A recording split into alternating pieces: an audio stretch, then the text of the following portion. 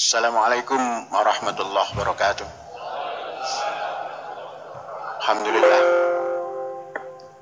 Hadirin sidang Jumat. Kita sudah memasuki bulan 11.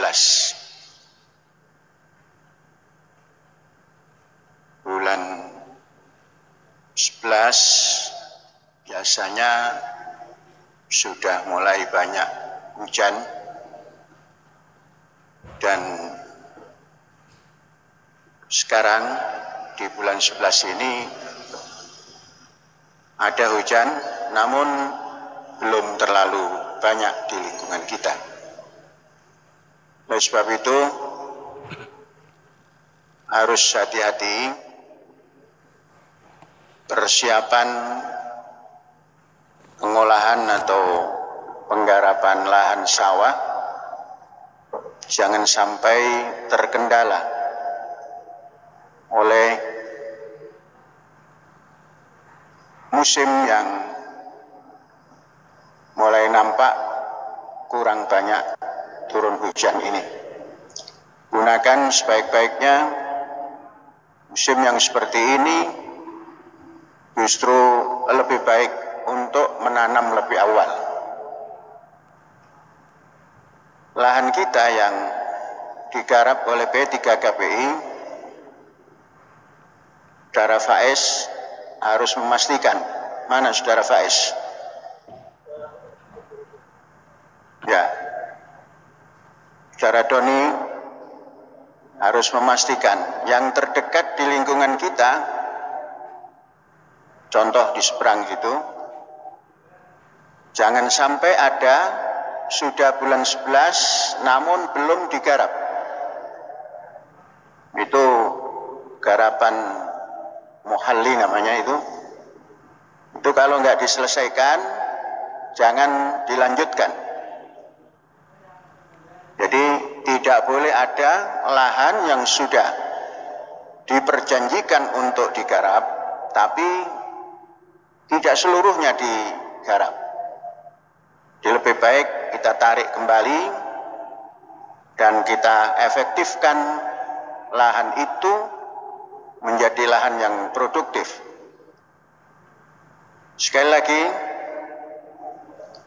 kalau kita tengok perkembangan pasar di lingkungan Pulau Jawa ini, beras sudah mulai merangkak naik harganya. Sudah tidak ada lagi beras yang berharga di bawah 10.000 per kilo.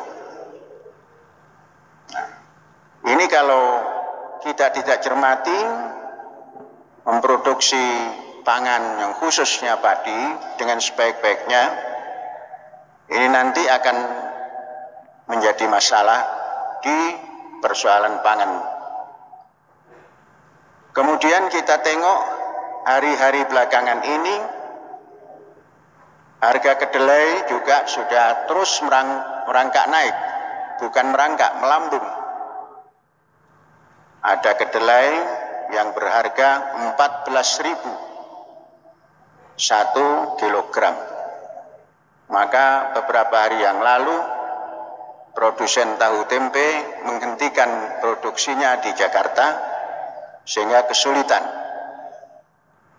Ini peta daripada persiapan pangan nasional. Nah, mari kita jawab peta persiapan pangan nasional yang selamanya tidak pernah siap. Mereka hanya berbicara, pangan nasional ini hanya berbicara naik import, naik import. Nah, mari kita membuat dalam mempersiapkan pangan nasional dimulai dari lingkup kecil ini. Jangan sampai terjadi beras itu menjadi sesuatu yang tidak terjangkau oleh orang yang tidak memiliki keupayaan. Saudara-saudara, kedelai yang sesungguhnya produk yang bisa diproduksi di Indonesia ini, andainya produksinya tidak seperti di Amerika maupun di Cina, tapi untuk mendapatkan 4 ton 1 hektar itu sudah bisa, asal ditekuni dengan cara yang sebaik-baiknya. Kedelai memang membutuhkan lahan yang sudah pernah ditanami kedelai. Maka petani minimal kita harus berani. Kalau mau menanam skala luas, berani menanam di skala luas itu, sekalipun nanti hasilnya sangat minim untuk langkah pertama. Langkah kedua akan terus menjadi baik, karena sudah ada simpanan akar daripada kedelai itu yang untuk periode tanam keduanya akan menjadi baik. Saudara-saudara, cara yang seperti ini harus ditempuh, dan kita akan membuat percontohan. Kalaulah tidak di kabupaten, percontohan itu akan kita percontohkan untuk tingkat provinsi. Kalaulah tidak tingkat provinsi, tingkat nasional. Jadi kita buat percontohan itu. Yakni saya sudah mempersiapkan 132 hektar.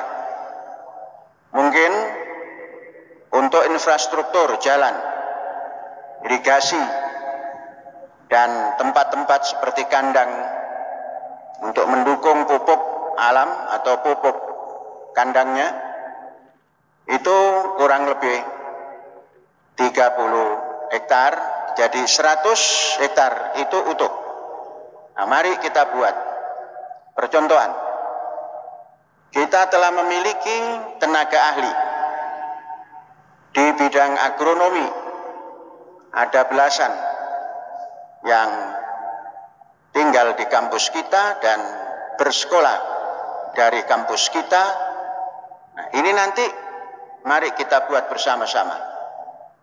Kalau belasan itu bisa bertanggung jawab 1 orang 10 hektar, maka kita memerlukan 10 tenaga ahli. 10 tenaga ahli ini nanti akan dibantu oleh tenaga-tenaga pembantu untuk mengembangkannya. Untuk persiapan ternak, kita akan membuat atau memelihara ternak yang untuk dimuliakan, pemuliaan. Artinya kita memelihara ternak agar terus tumbuh menghasilkan anak. Yakni yang kita pelihara adalah sapi betina yang dapat memproduksi anak dalam 2 tahun 1 kali beranak. Dan kita siapkan untuk mendukung pupuk kandang di 100 hektar tersebut. Kalaulah kita tidak memelihara 200, ya 300. Kalaulah 300, ya 400. Mengapa? Dengan tanah 3 atau 100 hektar, kita insya Allah mampu mempersiapkan pakan ternak. Kita tidak berorientasi pakan ternak itu kepada rumput, tapi kita berorientasi pada tanaman pangan manusia. Ada dari jerami, ada dari pohon jagung, ada dari buah jagung. Kalau kita nanam jagung pakan, maka kita akan panen batang dan buahnya di saat masih memiliki kandungan nutrisi yang tinggi. Di umur 65 sampai 70 kita potong dan kita chop. Ditambah lagi nanti hasil daripada jerami padi. Dan jerami padi yang kita siapkan adalah jerami padi Koshi Hikari.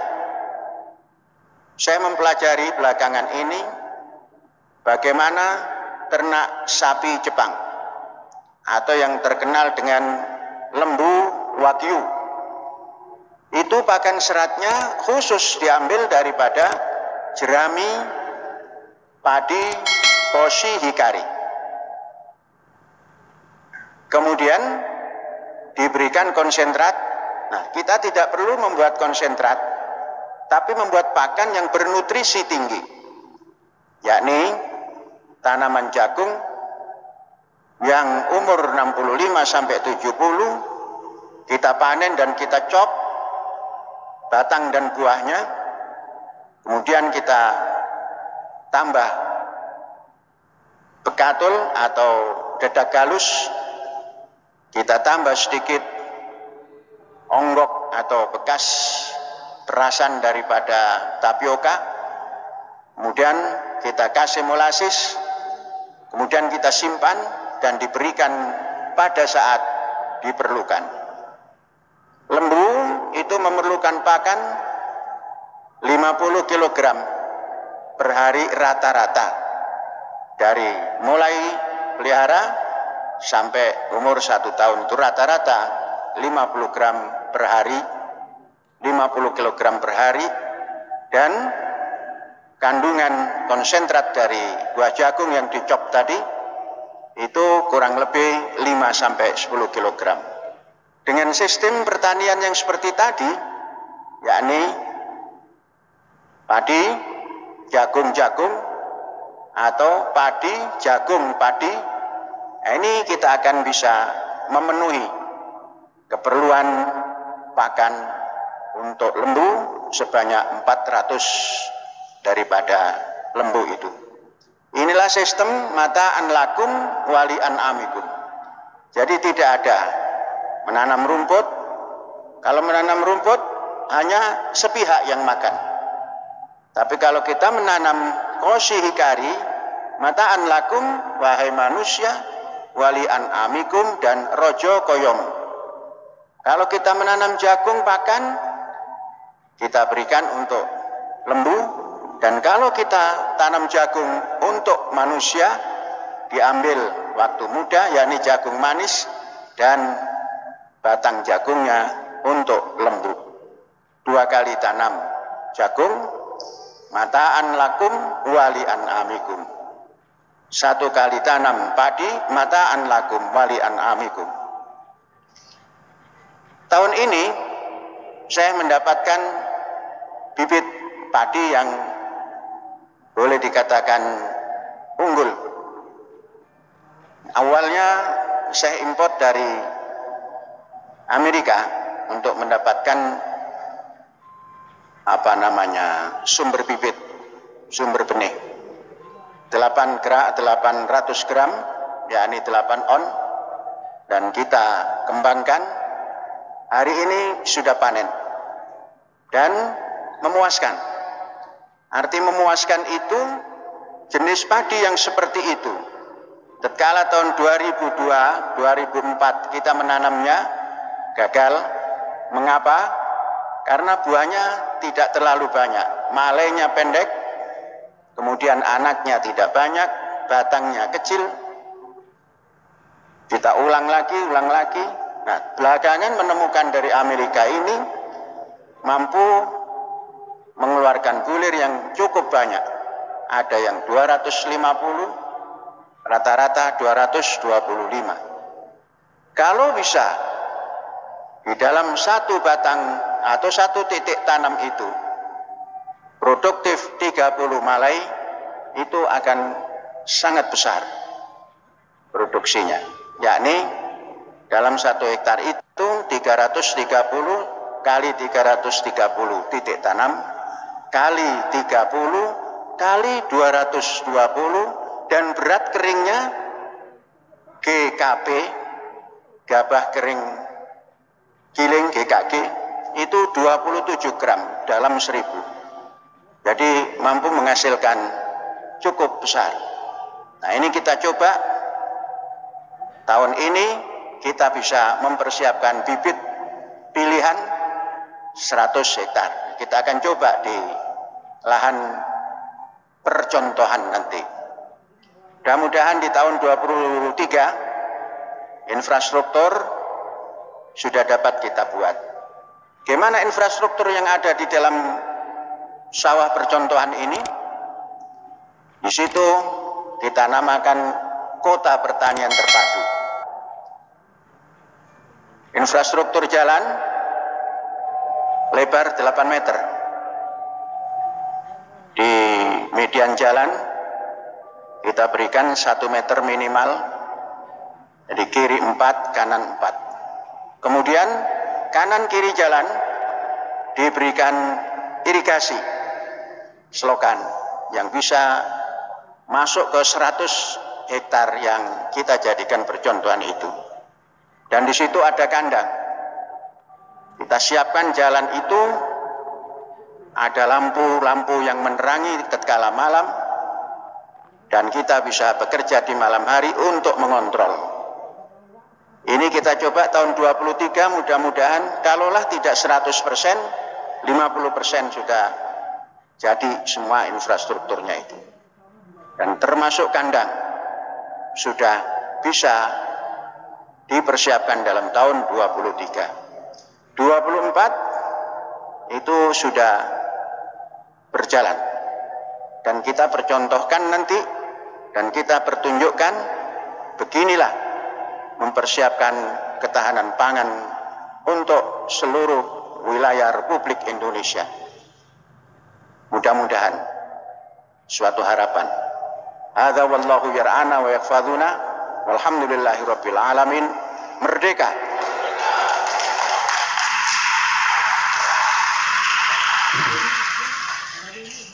Empat permohonan salat gaib.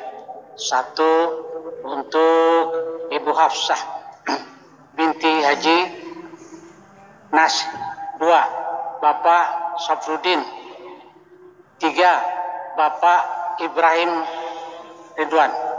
4 Ibu Wagina binti Mario. Walhamdulillah rabbil alamin.